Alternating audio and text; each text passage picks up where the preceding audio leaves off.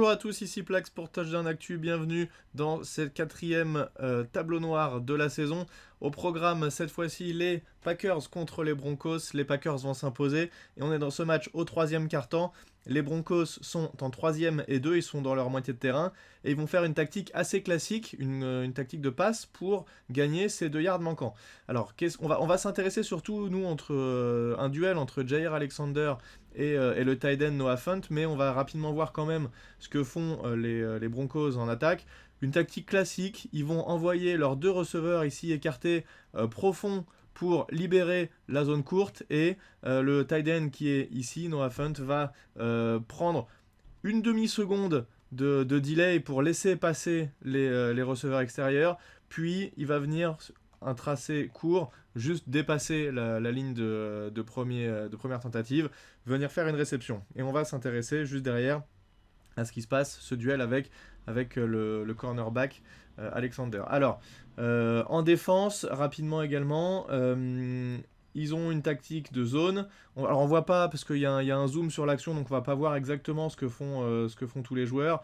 Mais il y a deux zones profondes, il me semble. J'ai pas changé la caméra parce que c'est pas trop ce qui nous intéresse ici.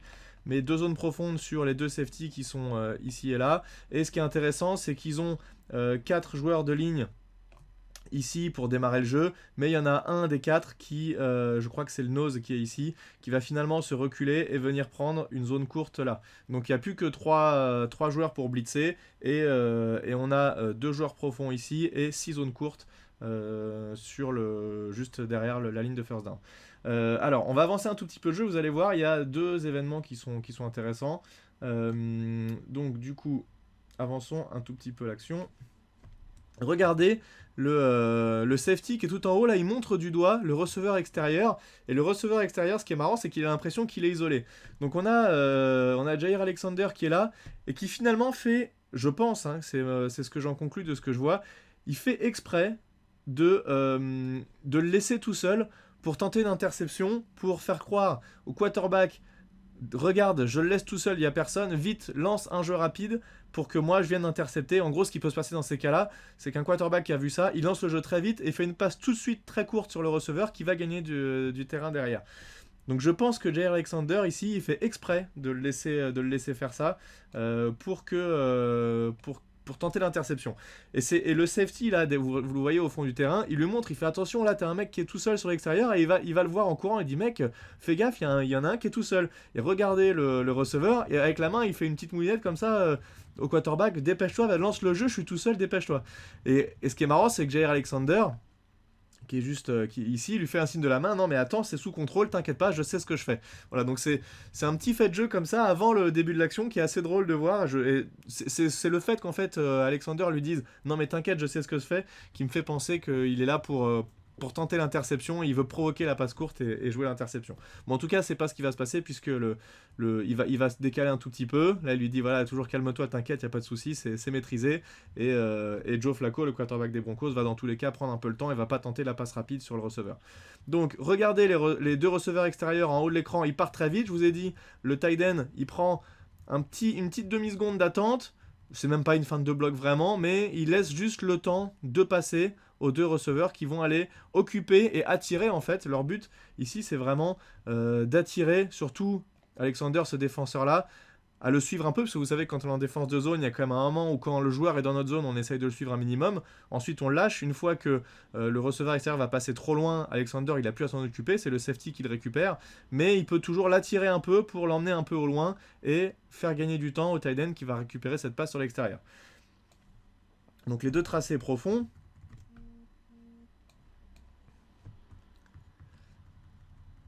Et vous voyez, là, ça y est, il sort, le tight end sort. Et il va récupérer, puisque là, il est assez tranquille. Là, d'ailleurs, si on regarde ici, là, en haut de l'écran, on a 3 joueurs dans la zone d'Alexander. Il est obligé quand même de se reculer un peu et de laisser un peu d'espace ici, puisque il ne faudrait pas que en fait, l'interzone sur que le quarterback aurait pu viser, c'est entre le corner et le safety. Donc cette zone ici, là, qui est en haut de l'écran, aurait pu être libre. Là, Alexander, il bloque bien cette zone-là et il va devoir rattaquer, puisqu'il lit assez rapidement quand même que le jeu va venir sur une passe courte pour le first down sur le tight end Noah Fant. Donc on avance encore un peu. Et ce qui m'intéresse surtout ici, c'est que vous voyez, donc là il va faire la passe, elle est captée. Donc là typiquement il se couche au sol, il y a first down. Mais il essaye de gagner du terrain, il a bien raison. Et quoi de mieux pour le tight end ici de gagner du terrain que de passer sur l'extérieur. Parce que forcément son but à Alexander là c'est d'empêcher que le tight end passe à l'extérieur, puisqu'il a du support, ou ça, il a du support à l'intérieur. Donc Noah Fant, ce qu'il va faire, c'est qu'il va faire semblant de piquer à l'intérieur, il voit que c'est bouché, et il va essayer de repartir sur l'extérieur pour gagner du terrain. Là, le rôle ici du défenseur, c'est forcément de venir bloquer et d'empêcher le tight end de partir extérieur pour que tout le support vienne ici en défense et vienne faire le plaquage pour l'aider à l'intérieur. S'il le laisse passer à l'extérieur, c'est potentiellement beaucoup plus de terrain qui est gagné. Mais là, il va bien rester sur ses appuis et ça va bien se passer pour lui. On va effacer ça. On continue un peu à avancer. Donc là, regardez, il essaye de repiquer à l'intérieur. Il voit que c'est bouché. Là, c'est bien ce que fait Alexander. Il essaye de l'amener à l'intérieur. Il se précipite pas trop. Quand le tight end essaie de rebondir à l'extérieur, là, il s'arrête, il plante et il reprend à l'extérieur. Donc là, il n'y a pas de souci. Il est quand même bien marqué. En plus, le 87, là, Noah Fant, il glisse un peu. Donc ce qui favorise encore le jeu. Et ce que se dit Jair Alexander, là, il se dit, ok, là, je l'ai bien loqué, je vais pouvoir le plaquer. Il est en train de tomber à moitié. Et donc, qu'est-ce que font les défenseurs dans ces cas-là ? Eh bien, ils jouent le ballon. Et c'est exactement ce que va faire le défenseur ici. Il va lui mettre un contact. Sauf qu'au lieu de l'attraper entièrement autour de son corps pour le plaquer, eh bien, il va mettre les bras autour du ballon. Et il va arracher le ballon juste avant que l'attaquant ne touche le sol. Et il va provoquer le fumble. Et c'est quelque chose, le commentateur, ce qu'il dit à ce moment-là du match, il dit, alors je sais plus s'il était receveur ou tight end, mais il disait, dans ma saison, puisque c'est un rookie, hein, le Noah Fant, le 87, là, il disait, dans ma saison universitaire, j'avais jamais fait de fumble, et ma première saison NFL, j'en ai fait 3. Et ça prouve quoi ? Ça prouve que les joueurs NFL, déjà, ont un bien meilleur niveau, les défenseurs, et surtout, ils vont viser, dès qu'ils peuvent, le fumble, et essayer d'arracher le ballon. On avait fait une vidéo, un tableau noir sur ça, où on montrait les techniques de lineman et de defensive end, qui vont, à chaque fois qu'ils arrivent sur le quarterback, essayer de strip la balle, ou taper la balle avant de plaquer le quarterback. Et ben là, c'est pareil. On assure le plaquage, on sait qu'il y a du soutien qui vient, donc au pire, je pense que s'il est isolé et qu'il n'y a aucun autre défenseur dans la zone, jamais il tente cette action-là, il essaye juste de le plaquer. Mais là, il sait qu'il a du support derrière, que si jamais il le lâche, c'est une action un tout petit peu risquée, mais il y a le plaquage qui est fait quand même.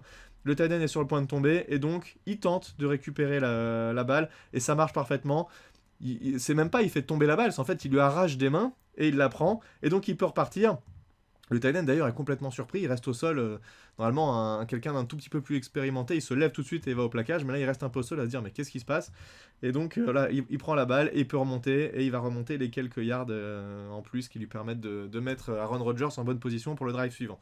Voilà, donc c'était une illustration d'un très bon travail du cornerback qui joue parfaitement l'action et qui, une fois qu'il sait que l'attaquant ne peut pas gagner énormément de terrain, tente un truc un peu osé, mais là ça réussit, il réussit à récupérer la balle, fumble, et il remonte du terrain derrière.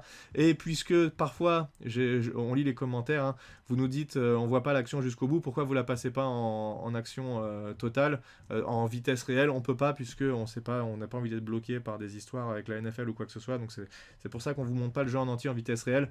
À vous d'aller le voir si vous voulez le retrouver sur internet. Voilà, donc là jusqu'au bout de l'action il remonte quand même, je sais plus, 15 yards, 20 yards, et il se fait plaquer. Voilà, une très belle action du cornerback de deuxième année, et je vous dis à très bientôt sur Touchdown Actu. À plus tout le monde, ciao.